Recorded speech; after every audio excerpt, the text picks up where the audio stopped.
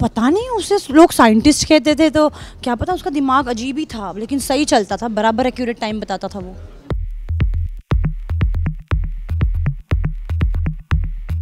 मैं ना कैमरा से काफ़ी पहले बात करती थी, तो मैं पूछती थी कैमरा को, are you my fan, if you are my fan आप घूमो, आप हाँ करो, तो वो कैमरा घूमता था। तो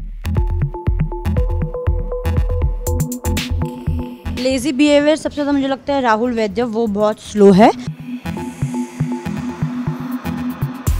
बंदरों को भी मैं भगाती थी, हाँ बंदरों को मैं भगाती थी। बिग बॉस ने बार बार अनाउंस करके बोला था कि निक्की अब उनसे मस्ती मत करिए, निक्की अब उनको कुछ मत मारिए, निक्की अब घर के अंदर चले आइए। मैं बहुत छेड़ती थी बंदरों को। Hi, I am Nikki Tamboli and I will be revealing few of the Bigg Boss secrets.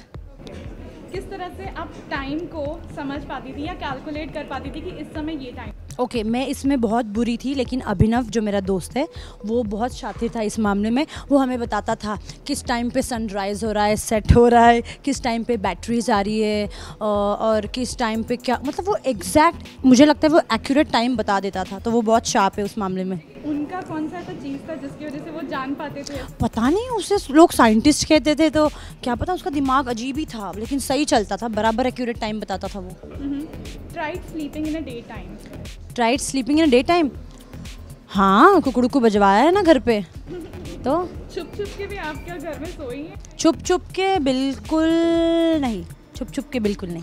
या फिर कौन था वो जो घर में सबसे ज़्यादा छुप छुप के ना, वो बाथरूम में विकास होता था ना टॉवेल्स बिछा के। Did you do or saw any cooking experiments in the house? Cooking experiment, yes, मैंने पराठे बनाए बहुत, और मेरे हाथ के पराठे सबको बहुत पसंद थे, बहुत। लेकिन मैं बोलती थी वो O2 दवाई आती है, वो खा के मेरे पराठे खाना, क्योंकि मैं तीखे पराठे बनाती हूँ तो एसिडिटी बहुत होती है। Okay. हाँ। Were monkeys and crows your friend? Monkeys and crows my friend? No यार, नॉट एट ऑल। मैं भगाती थी कौवों को बहुत, एक तो इतना फ्रस्ट्रेशन होता था घर के अंदर, और कौवा आके काव काव काव काव, मैं भगाती थी उनको, वेरी इरिटेटिंग। या किनको? बंदरों को, तो बंदरों को भी मैं भगाती थी, हाँ बंदरों को मैं भगाती थी। बिग बॉस ने बार बार अनाउंस करके बोला था कि निक्की अब उनसे मस्ती मत करिए, निक्की अब उनको कुछ मत मारिए, निक्की अब घर के अंदर चले आइए। मैं बहुत छेड़ती थी बंदरों को। वर्क्स ऑन सैटरडेज, वीकेंड के वार के पहले कौन कौन से काम घर में सबसे ज़्यादा होते थे? ऑन सैटरडे कपड़ों के लिए हम इंतज़ार करते थे बेसब्री से, और लोगों को पता है निक्की कितनी खुश होती है जब मेरे कपड़े आते थे एक दिन पहले, वीकेंड के वार के एक दिन पहले, और मैं इतनी खुश होती थी। मैं बस उसी चीज़ के इंतज़ार में रहती थी पूरा हफ्ता कि कब कपड़े आएंगे, कब मैं वीकेंड को पहनूंगी। वीकेंड का वार का सबसे ज़्यादा खौफ किसके अंदर होता था? मुझ में ही। क्योंकि सेकेंड हाफ में सबसे ज़्यादा डांट तो मुझे ही पड़ी है, तो मुझे बहुत डर लगता था। कुछ उनसे रिस्पॉन्स या उनकी एक्टिविटीज़ का क्या आपको भी पता चलता था? यार उतना मुझे पता है, मैं ना कैमरा से काफ़ी पहले बात करती थी, तो मैं पूछती थी कैमरा को, are you my fan, if you are my fan आप घूमो, आप हाँ करो, तो वो कैमरा घूमता था। तो मैं कहती थी अगर आप कंफर्म मेरे फ़ैन हो तो फिर से दोबारा मुड़ो, तो दोबारा कैमरा घूमता था। ओह गॉड, बहुत अच्छा लगता था। ओके, सबसे ज़्यादा एक्टिविटीज़ आपको कब पता चलती थी? क्योंकि काफ़ी ज़्यादा अलग सीजन था इस बार, सैनिटाइजेशन का प्रॉब्लम था। तो आप लोगों को किस तरह से लगा कि घर में कौन रूल सबसे ज़्यादा ब्रेक करता था जब इस तरह की चीज़ें आती थी? और लेज़ी बिहेवियर क्या किसी ने कभी घर में दिखाया? लेज़ी बिहेवियर सबसे ज़्यादा मुझे लगता है राहुल वैद्य, वो बहुत स्लो है। मतलब वो कहता भी है कि अगर फ़्लाइट है ये टाइम पे तो मैं 2 मिनट पहले चेक इन करूँगा, तो उसका फंडा समझ में नहीं आता, लेकिन सबसे लेज़ी मुझे लगता है राहुल वैद्य है। Okay okay.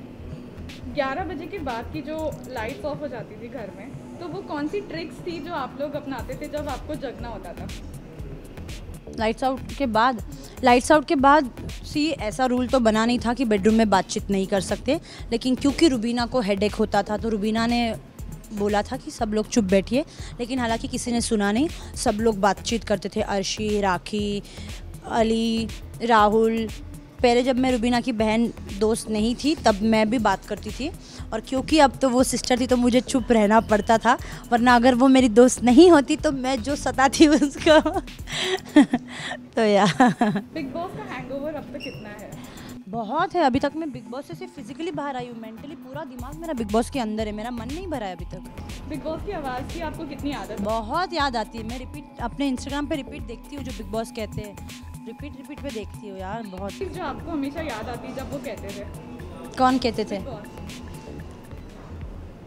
बिग बॉस जब वो मुझे कन्फेशन रूम में बुलाते थे कि बिग बॉस चाहते हैं कि निक्की कन्फेशन रूम में आ जाइए, तो वो मुझे हमेशा याद। How has life change after Bigg Boss? Life hasn't change much, क्योंकि अभी तक मैं बिग बॉस से बाहर नहीं आई हूँ, बट हाँ काम wise if you see profession wise तो ऑफकोर्स बहुत सारे कॉल्स आ रहे हैं, मीटिंग्स के लिए हो रहा है, अग्रीमेंट साइंस हो रहे हैं, ये सब हो रहा है।